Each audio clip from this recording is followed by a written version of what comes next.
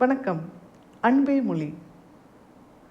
எல்லோருக்குள்ளும் இருக்கின்ற அந்த தெய்வத்தன்மையை நாம் அவரவர் உணர்ந்து கொள்வதை விட மற்றவர்களிடம் இருக்கும் தெய்வத்தன்மையையே நாம் விரைவில் உணர்ந்து கொள்கின்றோம்.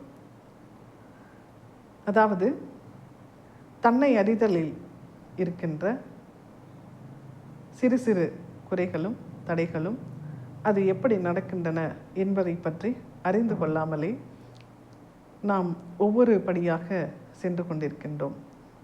எப்போது தன்னை உணர்தலை நாம் நிகழ்த்துகின்றோமோ அப்பொழுது அனைத்தையும் உணர்ந்து கொள்கின்ற விரைவு தன்மை, அதாவது விரைவாக எதையும் புரிந்து கொள்ளும் தன்மை நமக்குள் ஏற்பட்டு விடுகின்றது.